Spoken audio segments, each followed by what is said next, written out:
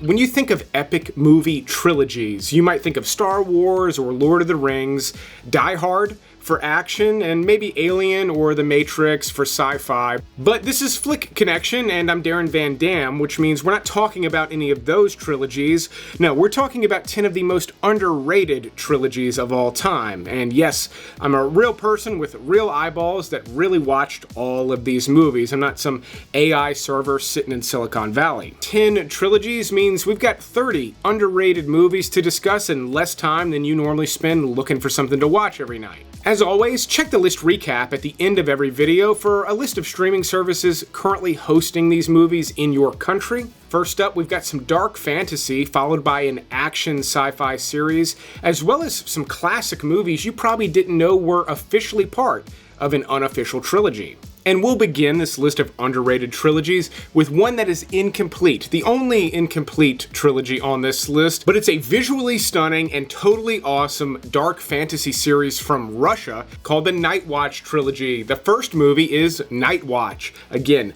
totally awesome dark fantasy stuff. Horror elements, yes, but you would not call these horror movies. There's vampires and all sorts of dark macabre stuff, but it's a completely interesting setup. The first movie opens up with a story of this centuries-old battle between good and evil, and you've got the Day Watch and the Night Watch that's keeping all of these evil things at bay. Pretty simple setup, but like I said, a visual stunner. Same goes for Day Watch, an equally impressive movie. Story maybe gets a little bit muddled in the second one, and that might be part of the reason why we never got a third. The third movie, called Dusk Watch, maybe even Twilight Watch in some languages, the production has just been totally gridlocked. It may never actually get finished, as both of these movies have some years on them now. Night Watch is over 20 years old already. It doesn't look like it though. In fact, this director went on to do Wanted here in the US, and I believe Abraham Lincoln Vampire Hunter. So if you like his bombastic style, you are going to love the first two Night Watch movies. It really is a shame there's not a third. These come and go off of streaming services, so if you don't want to rent them, just be patient. But if you're into the concept and the way I'm presenting it here, these are well worth renting. Just keep in mind they are from Russia. If you rent them, you are going to have to read subtitles. Next up on the list, we've got another sort of dark sci-fi trilogy. This one's a bit more well known, but not nearly as well respected as I think it should be. And that's the Riddick Trilogy. Yes, the Riddick Trilogy with Vin Diesel. The first movie in the series really being the best. It's Pitch Black, a pretty well-respected sci-fi horror flick that stars Vin Diesel as this Riddick character who's just kind of like an intergalactic badass who can see in the dark. And he's a great character in that movie, but he's not the focus of Pitch Black. Then they made a sequel, kind of prequel thing called The Chronicles of Riddick, and where I think they went wrong here is they made it this much bigger, more expansive story, which sounds like a good idea on paper, but it didn't really work for the Riddick character. Plus, this is the only PG-13 one in the trilogy, with the other two having a pretty hard R rating. Now, a lot of time went by before they did a third installment. It's titled Riddick. I think easily the most overlooked in the trilogy, and certainly one of the more overlooked movies on this list. Riddick abandoned the PG-13 rating and the big epic story that Chronicles of Riddick tried to do and went back to basics and made a movie a lot like Pitch Black. You follow Riddick kind of stranded on this one deserted planet. Some mercenaries are after him, and just like Pitch Black, this planet is covered in these flesh-eating monsters that tend to come out at night. Riddick has a lot more action-adventure elements. It's a bigger, bolder movie than Pitch Black. It doesn't necessarily make it better, but it is a hell of a follow-up to Pitch Black, whereas the Chronicles of Riddick is kind of its own thing. I mean, hell, when Chronicles of Riddick came out, there was an incredible first-person video game where you play as Riddick escaping this massive prison. That game is still incredible today. That story, I think, would have made a much better movie than the Chronicles of Riddick, and the three movies would have been a little more cohesive as they're a little more laser-focused.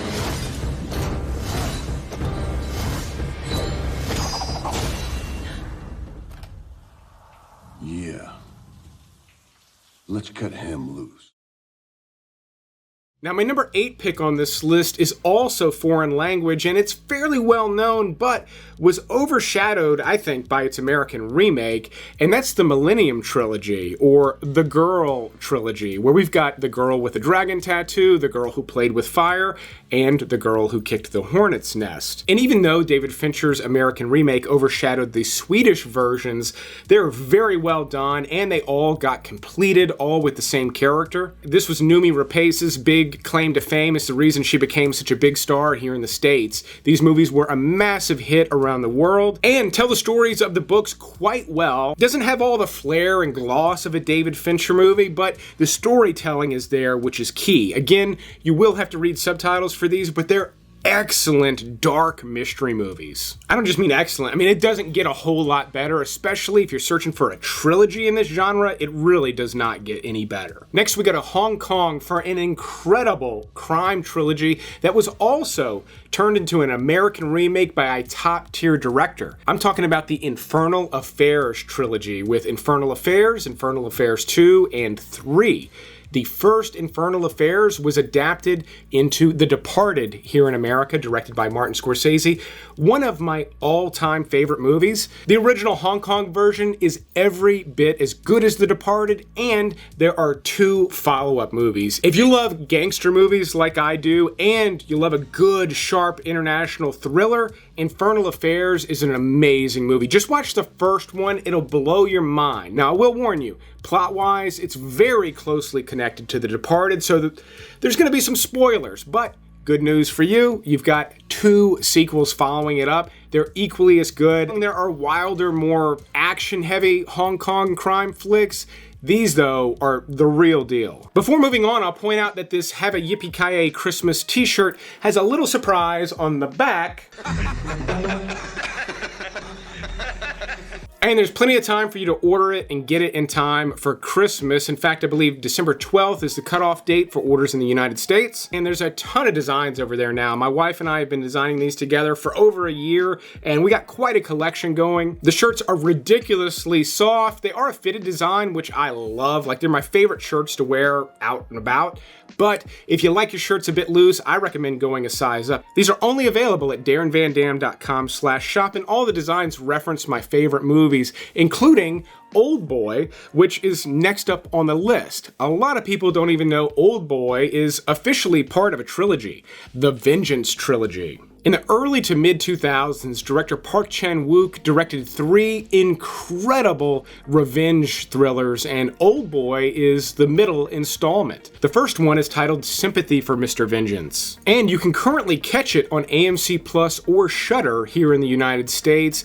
Again, incredible revenge thriller, stunning cinematography at times, heartbreaking plot twist. I mean, devastating plot twists. If you've seen Old Boy, you know the types of plot twists I'm talking about. You get those in Sympathy for Mr. Vengeance, yet it's a very different story. You would never know this was connected to Old Boy in any way, and it's not, story-wise. Thematically, it is, and this director did all these movies close together. Now, Old Boy is far and away the most famous movie he ever did, and for good reason. It's maybe the best movie he's ever done. While the other 2 movies in the trilogy do play with similar themes, none of them nail it quite the way that Old Boy did. So, if you're gonna start with this trilogy, maybe you've never seen Old Boy, I highly recommend starting there. It is a phenomenal movie, not just in terms of how good a thriller it is, but it's a mystery with just completely unpredictable moments from the very beginning all the way to the end. It's an incredible film. And then you've got Lady Vengeance, the artsier of the 3. Maybe the artsiest movie this guy ever did. I don't know, I've not seen his whole filmography, but Lady Vengeance stands out in this trilogy.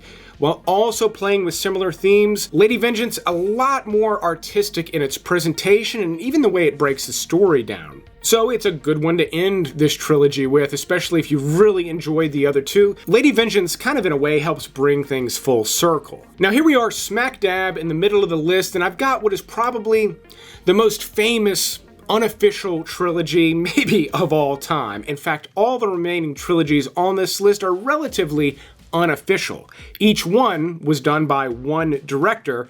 Next up, we've got the Cornetto Trilogy, as it's come to be called in the UK. That is Shaun of the Dead, Hot Fuzz, and The World's End, all directed by Edgar Wright, all starring Simon Pegg and Nick Frost as a killer comedy duo. It's so amazing they did 3 of these movies, and while they don't necessarily get better, Shaun of the Dead is such a well-crafted movie. In its genre, it is one of the best.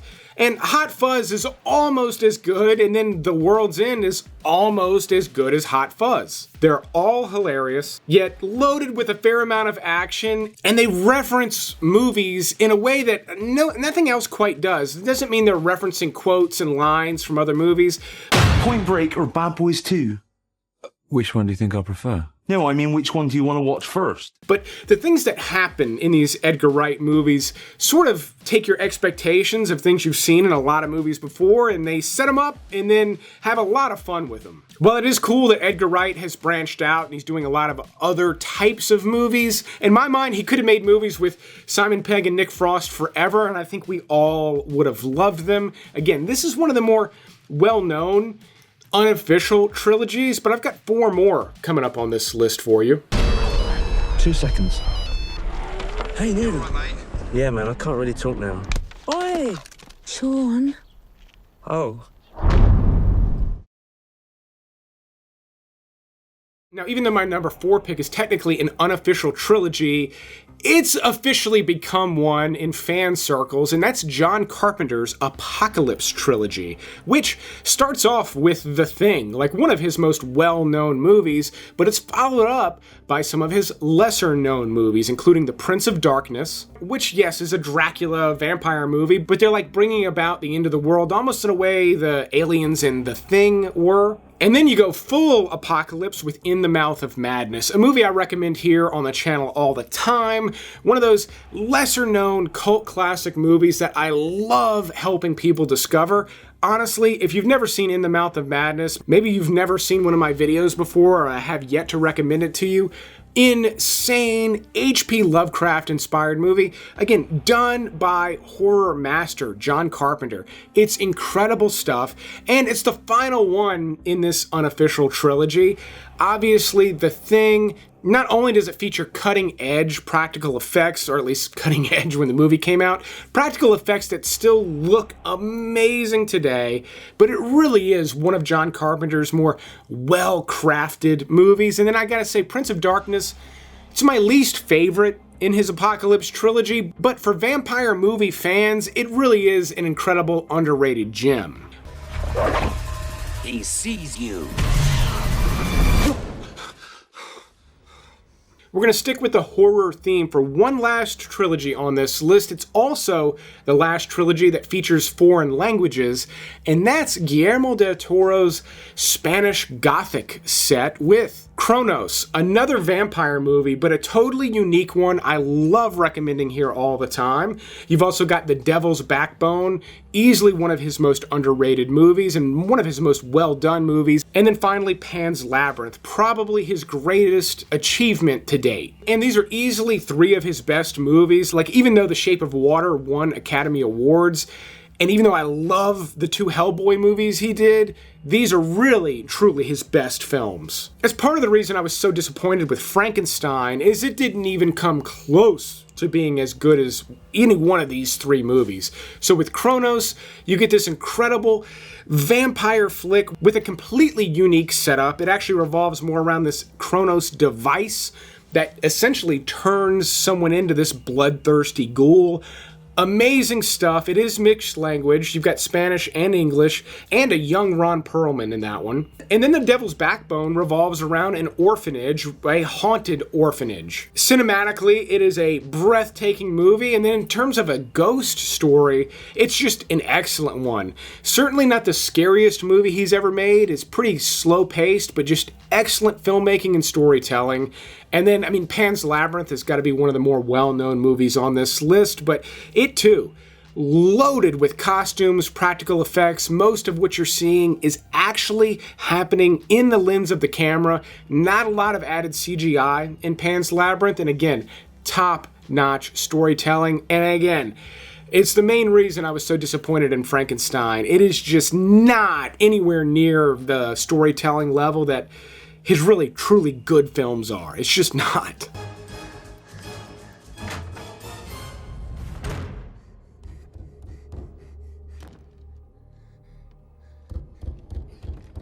If you like getting movie recommendations from a real-life person versus an AI program, then let the algorithm know by clicking the like button, and subscribe if you want to see future videos. Every week I put out 1 or 2 videos chock full of fresh movie recommendations just like this one to help make sure you never run out of good movies to watch. And then my number 2 pick is going to be well known for some people, but I still really love recommending the Man with No Name trilogy, which is sort of unofficial, but this is Clint Eastwood in Fistful of Dollars for a few dollars more, and then the most well-known, The Good, the Bad, and the Ugly.